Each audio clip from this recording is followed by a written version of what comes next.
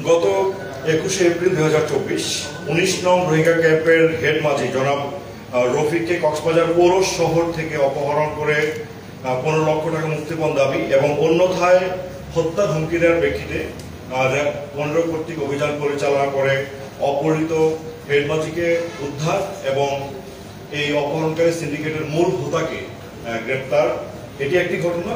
আরো দুটি বড় আমাদের অভিযান রয়েছে, যেটি গতকাল আমরা সেই তৃতীয় অভিযানে গতকাল আমরা করেছিলাম। আরো রয়েছে হচ্ছে গত 25শে মার্চ 2024 চকরিয়ার মালমঘাটে যুবককে প্রকাশ্যে দিবালোকে অস্ত্রের মুখে তুলে নিয়ে হত্যা এবং সেটির প্রেক্ষিতে যে হত্যা মামলা দায়ের করা হয়েছিল সেটির 7 জন এজাহার নামী আসামি আমরা গ্রেপ্তার করেছি। আর এছাড়াও বান্দরবান সদর থানা এলাকা থেকে আমরা অভিযান চালিয়ে দুর্লভ মাদক আফিম 1 কেজি 700 গ্রাম দুর্লভ মাদক আফিম উদ্ধার সহ একজন দেশ আমরা বলতে পারি গোল্ডেন ওয়েস্ট কেন্দ্রিক একজন মাদক ব্যবসায়ীকে আমরা গ্রেপ্তার করতে সক্ষম হয়েছি। সুপ্রিয় সাংবাদিক বন্ধুগণ, আসসালামু আলাইকুম।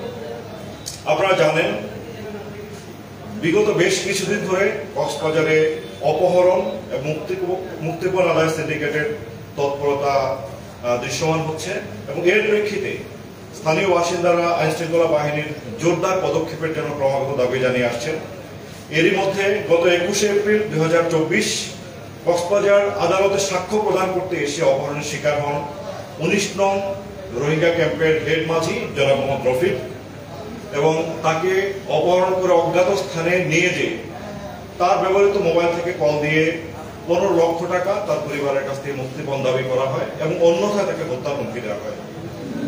তো এর প্রেক্ষিতে আমাদের র্যাব 15 সম্মানিত অধিনায়ক lieutenant colonel HM Sajjad Hossain স্যারের নির্দেশে আমরা তৎপরতা বৃদ্ধি করি এবং এর ধারাবাহিকতায়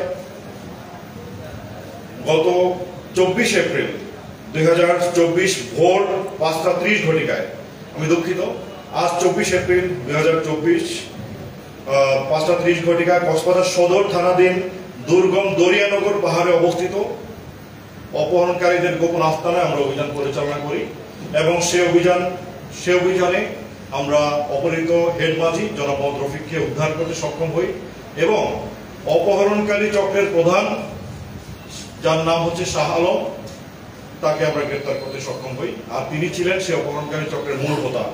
পাশাপাশি আমি আপনাদেরকে জানাতে চাই, আপনাদের মাধ্যমে আমরা একটি ভয়েস ক্লিপ পেয়েছিলাম যেখানে দেখা গিয়েছিল অপহৃত যে হেড মাঝি তার পরিবারকে অপহরণকারীদের তরফ থেকে হুমকি দেওয়া হচ্ছে যে যদি আগামীকাল সকালের ভিতরে মুক্তিপণের 15 লক্ষ টাকা না প্রদান করা হয় তাহলে লাশটি পাহাড়ের ঝিরি থেকে নিয়ে যাওয়ার জন্য। সেই ভিডিও ক্লিপটি মূলত আমরা আপনাদের কাছ থেকে অডিও ক্লিপটি আপনাদের কাছ থেকে পেয়েছিলাম, আমরা সাংবাদিক বন্ধুগণ আমাদেরকে সরবরাহ করেছিলেন।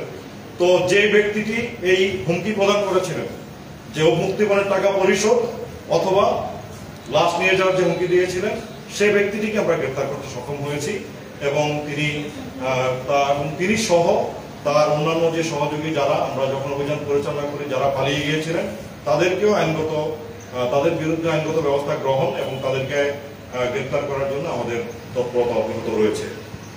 আমি আপনাদের মাধ্যমে যারা বিপদগামী মানুষ, যারা অপহরণ মুক্তিপণ সিন্ডিকেটের সাথে জড়িত তাদেরকে পরিষ্কার বার্তা জানাতে চাই, আপনারা সুপথে ফিরে আসুন। যদি আপনারা এই সর্বনাশার রাস্তা না ছাড়েন, যদি অপহরণ করে মুক্তিপণ আদায়কে যদি আপনারা একটা ব্যবসায় পরিণত করে থাকেন তাহলে মনে রাখবেন র্যাপিড অ্যাকশন ব্যাটালিয়ন সহ সরকারি সংস্থাগুলো আপনাদের হাতকে ঘুরিয়ে দেওয়ার জন্য যথেষ্ট সক্ষম রয়েছে। আমি আপনাদের মাধ্যমে সেই অপহরণকারী অপশক্তিকে এই বার্তাটি আমি পৌঁছে দিতে চাই। সুপ্রিয় সাংবাদিক বন্ধুগণ, আমাদের আরেকটি গুরুত্বপূর্ণ অপারেশন যেটি আমরা পরিচালনা করেছি গত 25শে মার্চ কক্সবাজারের চকরিয়া উপজেলাধীন দুলাহাজার এলাকায় আব্দুর রহমান নামে একজন ব্যক্তিকে ইফতারের পূর্ব মুহূর্তে অস্ত্রের মুখে জোরপূর্বক তুলে নিয়ে কুপিয়ে এবং পিটিয়ে তাকে হত্যা করা হয়েছিল। তো পরবর্তীতে এটি নিয়ে ব্যাপক চাঞ্চল্য তৈরি হয়। স্থানীয় জনগণ আইন শৃঙ্খলা বাহিনীর পক্ষ থেকে এই অপরাধীদেরকে খুনিদেরকে আইনের আওতায় নিয়ে এসে তাদের বিরুদ্ধে কঠোর ব্যবস্থা গ্রহণের জন্য দাবি জানাতে থাকেন। আপনারা সংবাদ মাধ্যম এবং সাধারণ জনগণ যে সামাজিক যোগাযোগ মাধ্যম ব্যবহার করে এই অপরাধীদেরকে আইনের আওতায় আনার জন্য জোর দাবি জানাতে থাকেন। তো আমাদের গতকাল র্যাব সদর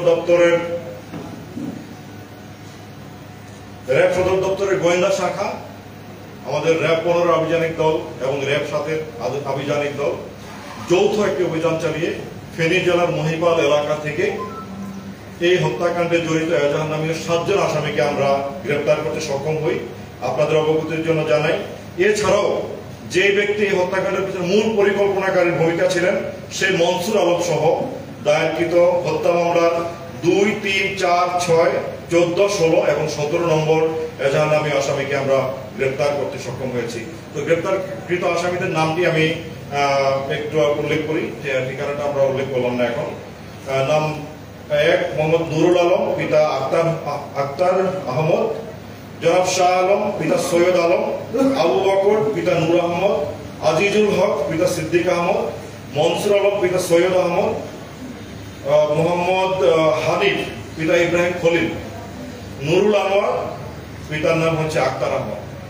এই 7 জন ব্যক্তিকে আমরা গতকাল তাদেরকে গ্রেপ্তার করতে আমরা সক্ষম হয়েছি।